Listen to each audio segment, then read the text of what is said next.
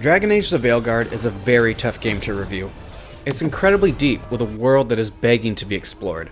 A history that is rich with different ages, races, classes, and lore. If you haven't played a Dragon Age game, this can be a little difficult to break into. And that's kind of where I'm at.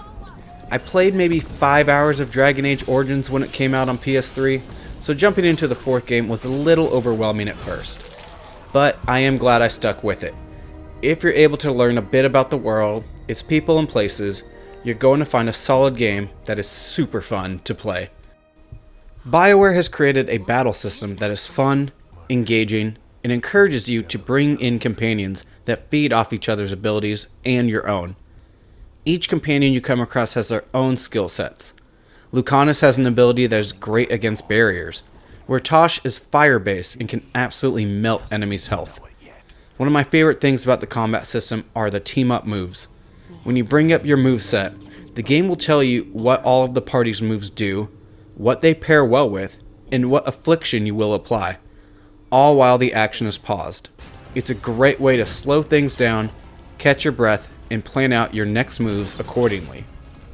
If you're able to match up skills, you'll create an explosion that will damage the enemy you use the skills on, while also damaging any enemies that get caught in the blast. If you don't have the moveset to take advantage of that, it's okay. You're able to apply different afflictions like Weakened, Overwhelmed, and Sundered. Each of these has their own advantages in combat. You also have a few different options in terms of defense or support. A few of the companions have an ability to heal. If you're low on health and you pop a heal, you'll have to wait for the cooldown before using it again. During that time, if you find yourself struggling, you can use one of your 3 potions. As far as defense goes, you have a dodge roll, and a parry. I played warrior, so I'm not sure if the other 2 classes have that option. If you're fighting, you'll see a yellow half circle form around your head, letting you know that a parry opportunity is incoming. If you are successful, you'll parry and are able to deliver a powerful strike back at the enemy. I upgraded my parry to give me flaming weapons. If you see a red half circle, get the hell out of the way. You cannot parry these moves. You will be knocked down to the ground, and you will have to recover. As you get further into the game, you'll start to encounter enemies with health, armor, barriers, and blight armor. You'll have to remove these in order to start whittling their health down. The game does a good job at telling you how to best take down each of these armor types. The most fun I've had are fights where you have ranged enemies with barriers, warrior types with armors, and a boss that has blight armor. Juggling all of these is fun, fast-paced, and almost puzzle-like in its execution. Using the correct moves at the right time can be a huge game changer.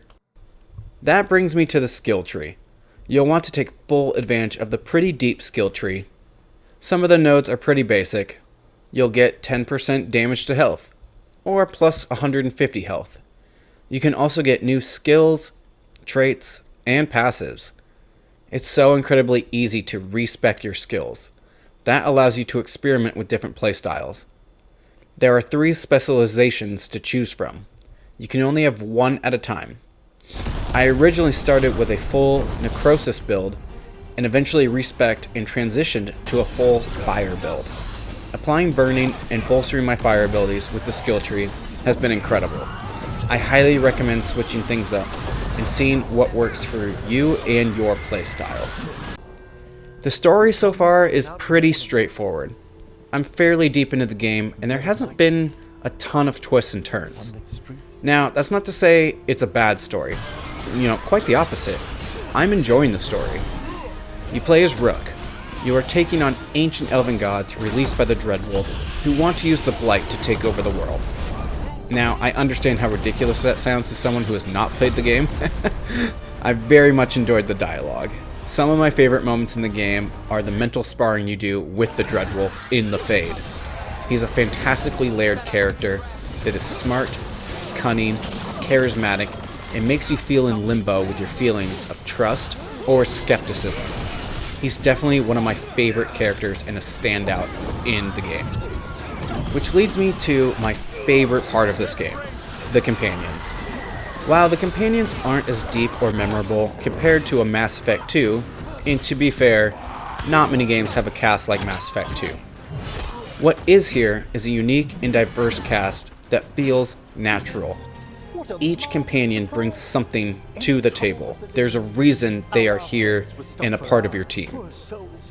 It's been so cool seeing the team come together through struggles, triumphs, and personal growth.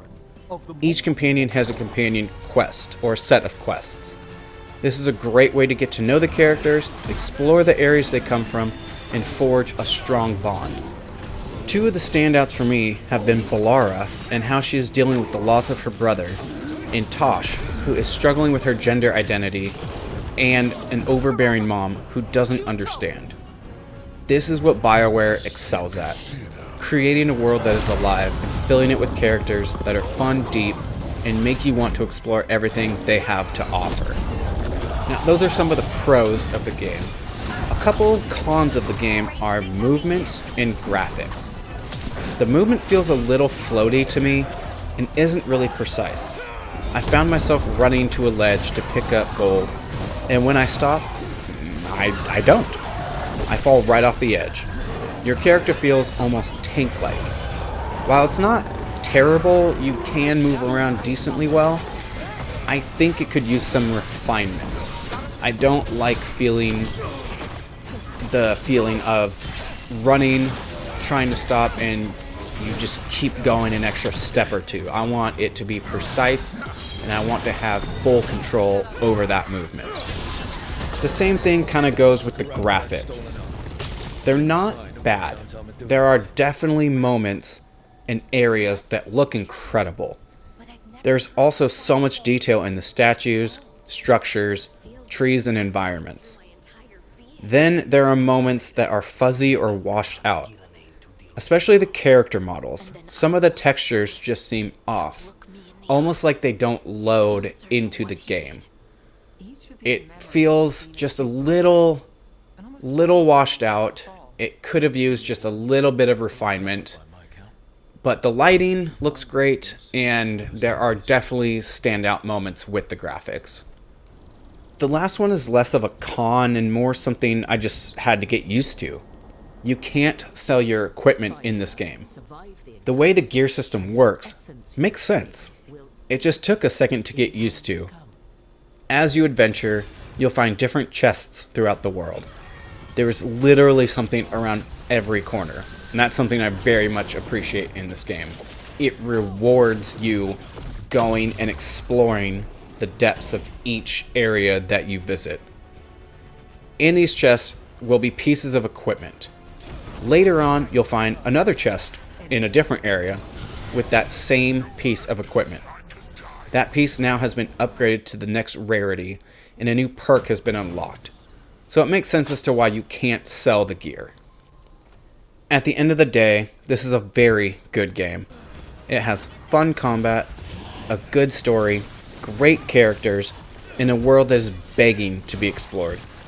You might be a little overwhelmed at the beginning, but if you're able to push through, you'll find a game that is 100% worthy of your time. It's one of 2024's best. And that's going to do it for today's video. As always, if you enjoyed the video, please like, subscribe, share, and hit that bell so you never miss another video. It helps out so much, and I'm incredibly grateful. Thank you all so much for tuning in, and I'll see you guys in the next one.